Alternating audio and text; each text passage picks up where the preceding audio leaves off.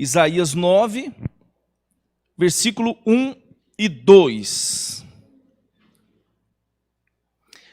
Preste atenção que esse é um texto, é uma profecia messiânica, escrita 700 anos antes do nascimento do nosso Salvador Jesus. Assim nos diz a santa palavra do Senhor. Mas para a terra que estava aflita, não continuará a obscuridade. Deus, nos primeiros tempos, tornou desprezível a terra de Zebulon e a terra de Naphtali. Mas nos últimos tornará glorioso o caminho do mar, além do Jordão, Galileia dos gentios. O povo que andava em trevas viu grande luz, e aos que viviam na região da sombra da morte, resplandeceu-lhes a luz. Oremos. Santo e eterno Pai, eis a tua santa palavra que foi lida.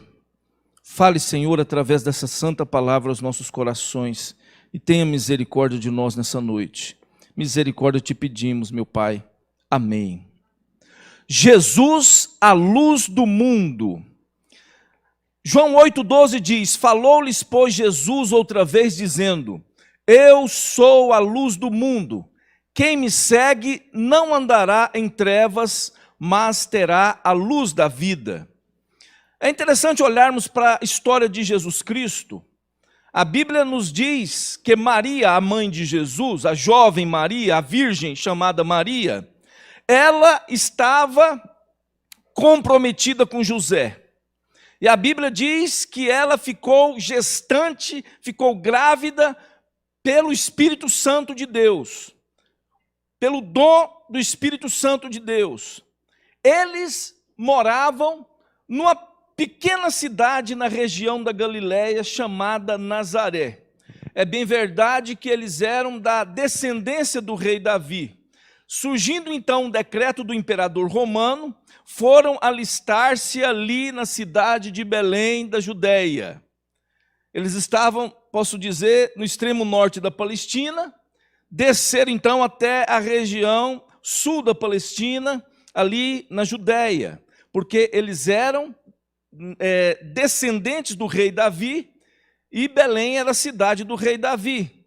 Então, nós observamos que esse fato ocorreu quando Herodes o Grande, homem cruel e sanguinário, era representante do governo romano ali na região da Palestina. Nós bem sabemos que o nascimento de Jesus foi algo maravilhoso e que foi anunciado primeiramente àquelas pessoas que eram desprezadas. Foi anunciado aos pastores que estavam pastoreando os seus rebanhos próximos ali da região de Belém. Os pastores eram desprezados porque entendiam-se que eles eram pessoas que não observavam a guarda da lei quanto à questão dos sábados, quanto à questão dos ritos religiosos no templo. Então eles eram pessoas mal vistas, eram como se fossem pessoas de segunda categoria, pessoas que não tinham tempo para servir a Deus, para ir ao templo, enfim. E aí Jesus nasce. Anjos apareceram nos céus, cantando, adorando a Deus, e um deles anunciou, antes disto, que Jesus havia nascido naquela noite. Posteriormente, há um relato bíblico de magos vindo do Oriente a Jerusalém, questionar a respeito do menino Jesus nascido, rei dos judeus. E aí o rei Herodes, então, ficou apavorado, que ele era um homem sanguinário, ele não queria dividir nem perder o seu trono, e ele, então, manda matar todos os meninos de 2 anos para baixo naquela região ali de Belém e Efrata. É bem verdade que a palavra de Deus nos diz que um anjo do Senhor avisou os pais de Jesus, no caso José, não é? José foi o pai terreno de Jesus, nós podemos assim afirmar, embora ele fosse gerado pelo Espírito Santo de Deus. Então ele é filho de Deus e Maria sua mãe. Mas José, podemos dizer que ele foi o pai que criou Jesus Cristo. Eles então fogem para o Egito. E Jesus ainda bebezinho, após a morte do Herodes o Grande, Deus então orienta-os para que eles vá para a região de Nazaré. Nazaré era uma região que ficava ali, era uma cidade que ficava na região da Galileia, a região da Galileia. E é interessante nós notarmos que Jesus, ele foi criado em Nazaré. Nasceu em Belém, foi criado em Nazaré, mas quando ele começou o seu ministério, ele foi rejeitado pelos nazarenos. Então ele larga aquela cidade e ele vai então habitar em Cafarnaum. Cafarnaum é uma cidade à beira-mar, na realidade não é um mar. O mar da Galileia, que assim é chamado, é um grande lago de água doce, que mede aproximadamente 13 quilômetros por em torno de 9, 10. E esse grande lago de água doce, chamado Mar da Galileia, também é chamado de Lago de Genezaré e Mar de Tiberíades. Mateus 4:13, nós lemos assim o texto: e, deixando Nazaré, foi habitar em Cafarnaum, cidade marítima, nos confins de Zebulon e Naftali, ou Naftali, para que se cumprisse o que fora dito pelo profeta Isaías.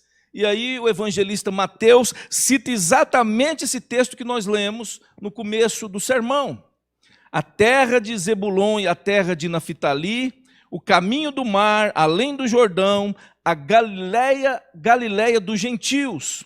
E o povo que estava sentado em trevas viu uma grande luz. Sim, aos que estavam sentados na região da sombra da morte, a estes a luz raiou. Desde então começou Jesus a pregar e a dizer: arrependei-vos, porque é chegado o reino dos céus. É interessante que o texto aí de Isaías 9, 1 e 2 que lemos, fala justamente dessa região, uma região de escuridão, uma região que estava aflita, uma região que no começo Deus a humilhou, a rebaixou, terra de Naftali e Zebulon. Nos últimos tempos, diz a palavra, Deus faria essa região gloriosa, Galileia dos gentios. Mas por que Galileia dos gentios? É bem verdade que pouco acima da região da Galileia, lá próximo à nascente do Jordão, havia uma região, uma gruta enorme, se vocês pesquisarem vocês vão ver, e ali então era como que um centro pagão, um centro de idolatria, ali naquela região de Cesareia de Filipe. Tanto é que nós vamos ver em determinado momento Jesus se retirando para aquela região de Cesareia de Filipe, ali próximo à nascente do Jordão, e justamente naquela região pagã, Jesus vai perguntar aos seus discípulos: que dizem os homens que eu sou? Ó Jesus, os homens estão dizendo que o senhor aí é o João Batista que reencarnou, aí a alma lá foi transmitida, né, para o senhor, enfim, havia essa crença de transmissão da alma. Há outros dizem que o senhor é Jeremias ou outro profeta, né? E vós, que dizeis que eu sou? Ah, tu és o Cristo, disse Pedro, tu és o Cristo, o Filho do Deus vivo. Então, meus irmãos, essa terra de Zebulon e Naftali, essa região da Galileia, ela era uma região muito desprezada pelas autoridades religiosas de Jerusalém. Por quê? Porque, olhando para a história, na época do Antigo Testamento, havia a divisão do reino do norte e do reino do sul. Após a morte de Davi, após a morte de Salomão, melhor dizendo, Deus então dividiu o reino, 10 tribos para o norte, capital Samaria, 2 tribos para o sul, capital Jerusalém. A tribo do norte, 19 reis, todos péssimos, miseráveis, pecadores, idólatras. No reino do sul, 20 reis, porém, ora o rei era um rei temente a Deus, ora era um idólatra e ficava nessa gangorra. Mas, aquela região do norte, devido à tamanha idolatria, Deus permitiu que aquela região, então, fosse dizimada.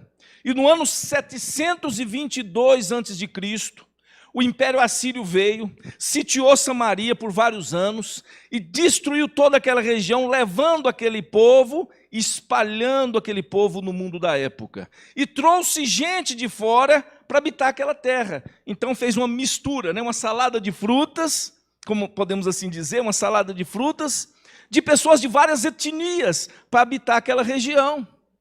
Então, se a gente olhar aqui, justamente a região da Samaria e a região mais ao norte, chamada Galileia, foi essa região habitada por gentios. Pessoas que para os judeus era raça desprezada. Pessoas mistas, como se pessoas de segunda categoria. E aí vem a profecia, não é?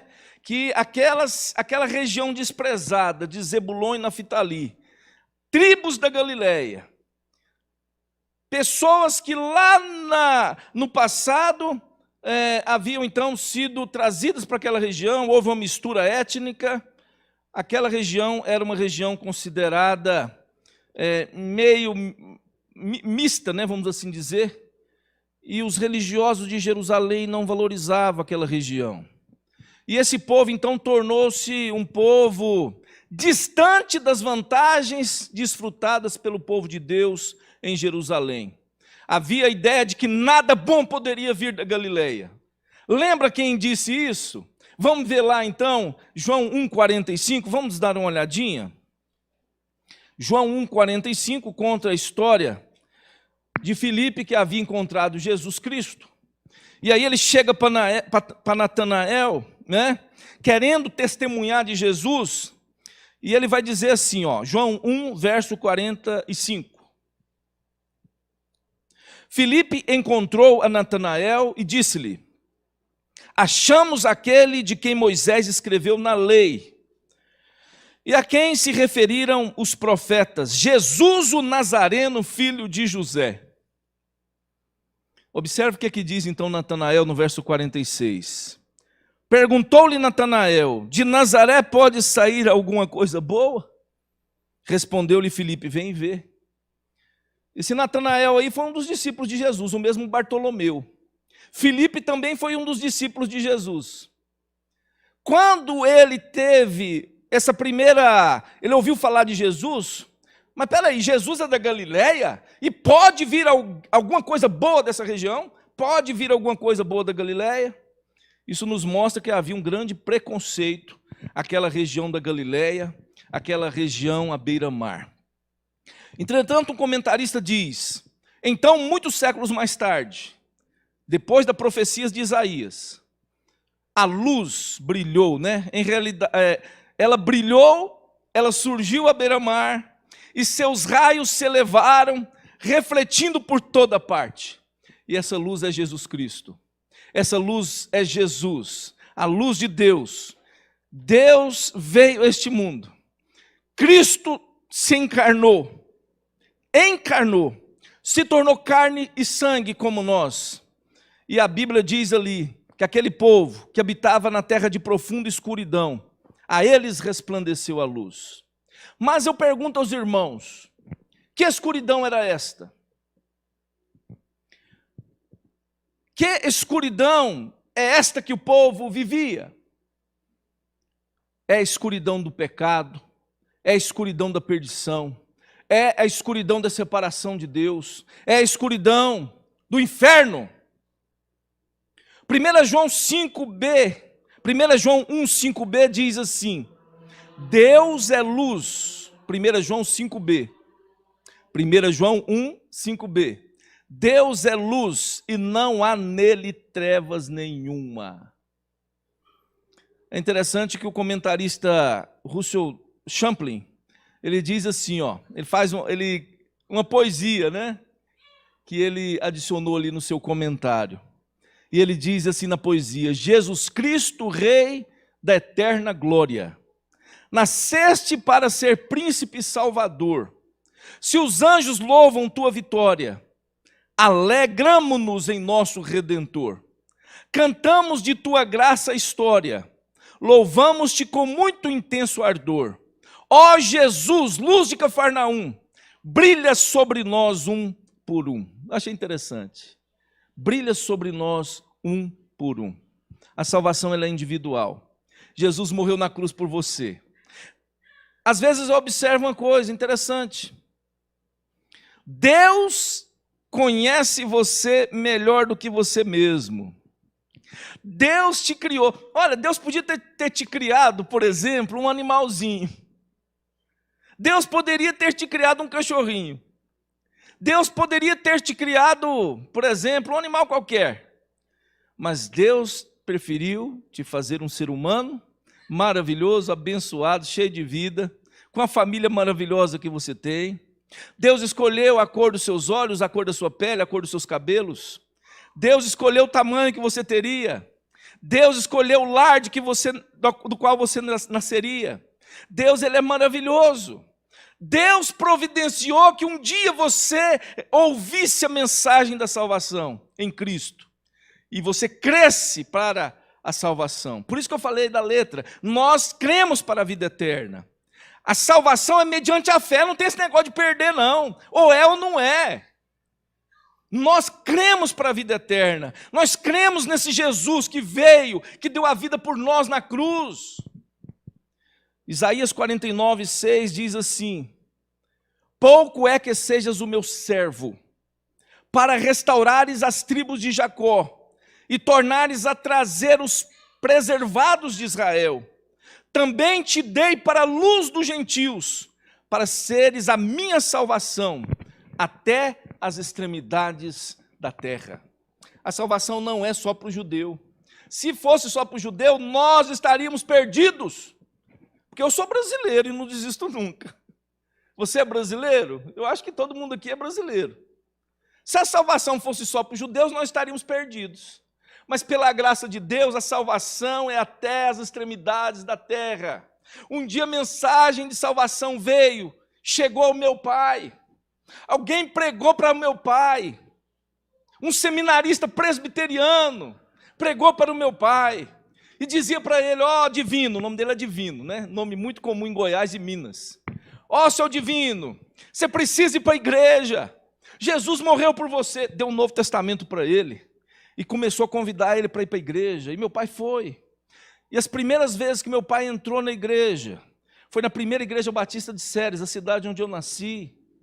Primeiro templo evangélico que meu avô, pai da minha mãe, pisou, foi no templo da primeira igreja batista de Séries. Foi ali que o meu pai ouviu as primeiras mensagens de salvação, fora a mensagem desse seminarista. E no dia 31 de dezembro de 1975, meu pai e minha mãe desciam as águas batismais, porque haviam recebido Cristo como Salvador. E o evangelho chegou a mim. 5 anos de idade eu tinha naquela época, completados, né? Porque eu completo aniversário dia 13 de dezembro. No dia 31 de dezembro de 75, eu havia completado 5 anos. O evangelho chegou até mim, mas eu era criança. Mas eu tinha um prazer de ir à casa do Senhor. Lá eu lembro que a professora, a esposa do pastor Oscar, ela ensinava os cânticos, né? Eu vou crescer, crescer, crescer, e quando tiver desse tamanho assim e tal, cantava esses cânticos. E eu gostava de ir para a igreja.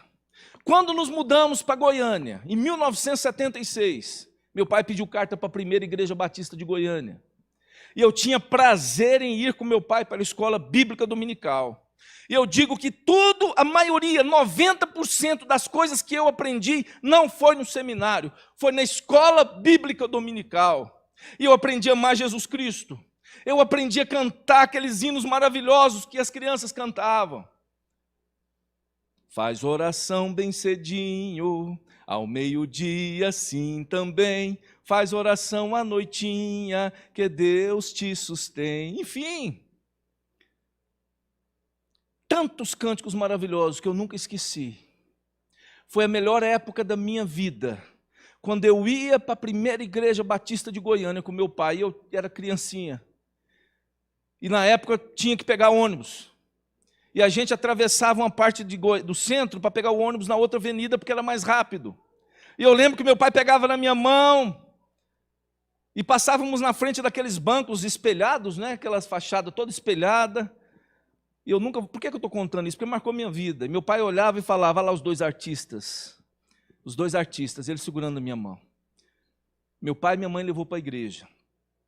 No ano de 1982, em julho, dia 18 de julho de 82, na primeira igreja batista de Mauá. Conhece Mauá? Eu era batizado e eu prestava pública profissão de fé dizendo Jesus é o meu Salvador. E eu nunca me arrependi.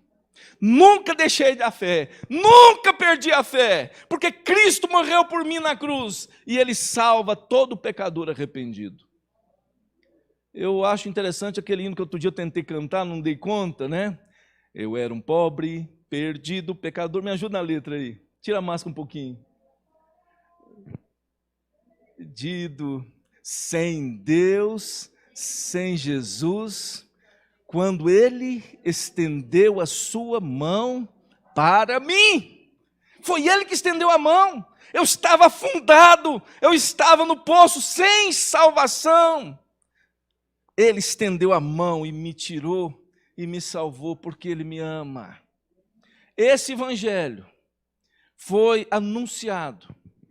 E aqui diz em Lucas 2,32, luz para iluminar as nações e para a glória de teu povo Israel. A luz é para iluminar as nações. Jesus é essa luz de Deus que veio ao mundo. João 8,12, Jesus mesmo fala isso dizendo, eu sou a luz do mundo.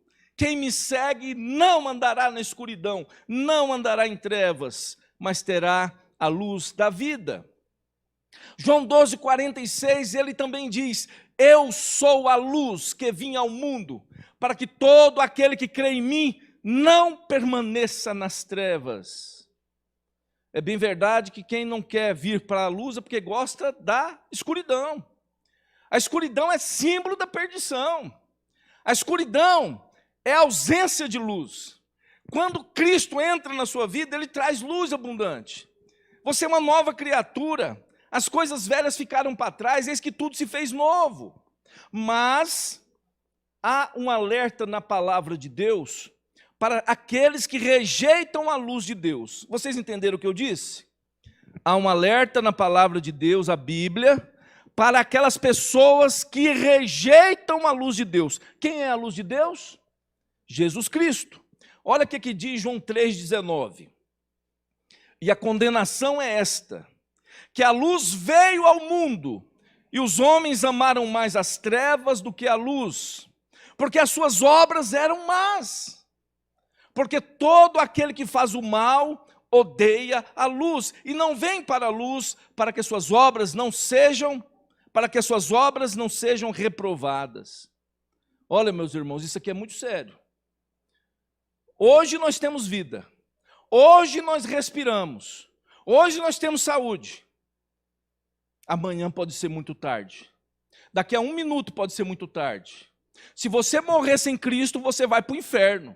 Se você morrer sem Cristo, a luz de Deus, você vai para a treva eterna. Irmãos, inferno é algo real. Inferno, eu tento imaginar aqui, se é que eu posso medir, né? Se há possibilidade palpável de medir o que é a coisa mais triste do inferno. Eu não sei se tem como, mas eu imagino o seguinte: inferno é a ausência eterna de Deus. Deus é que me livre de um trem horrível desse. Eu preciso de Deus. Eu preciso de Cristo. O inferno é a ausência eterna para sempre, longe de Deus. Misericórdia, Senhor. Portanto, a luz está ao seu alcance, né? Romanos 13,12 diz, a noite é passada, o dia é chegado, rejeitemos, pois, as obras das trevas e vistamo-nos das armas da luz. Nós precisamos de Cristo. Concluindo, Jesus veio salvar o pecador, do qual eu e você somos. E Paulo dizia que ele era o pior dos pecadores. Nós somos pecadores terríveis, carentes do perdão de Deus. Mas um dia, Esse Jesus vem e te oferece o perdão. E diz para você, olha, eu não vou mais me lembrar dos seus pecados. Eu vou pegar os seus pecados, eu vou jogar no fundo do mar. E eu jamais me lembrarei deles. É o que Deus está dizendo. Se confessarmos os nossos pecados, Ele é fiel e justo para nos perdoar os pecados e nos purificar de toda injustiça. Abra o seu coração e deixe a luz de Cristo inundar o seu ser. Jesus pode brilhar a sua luz em todas as circunstâncias da sua vida. Deixe a luz de Jesus brilhar. Salmo 27:1 diz, o Senhor é a minha luz e a minha salvação. A quem temerei? O Senhor é a força da minha vida. De quem me recearei? Olha, com Ele você pode descansar seguro. Cristo é o nosso Senhor. Se Ele é o seu Senhor, se um dia você recebeu Ele, você pode viver em paz com Deus. Mas se você ainda não tem Cristo como seu Salvador pessoal, eu digo para você nessa noite, abra o seu coração para Jesus enquanto há tempo. Convide Jesus para entrar no seu ser e diga, Senhor Jesus, eu te recebo. Eu creio que o Senhor morreu na cruz. Eu creio que há vida eterna. Eu creio, Senhor, e eu confesso que sou um miserável pecador, carente da tua graça. Perdoa-me, Senhor. Salva minha alma, Senhor. Escreve o meu nome no livro da vida e no céu. E dá-me certeza e alegria da tua salvação. Faça isso sinceramente, de todo o seu coração. Creia e seja salvo, em nome de Jesus.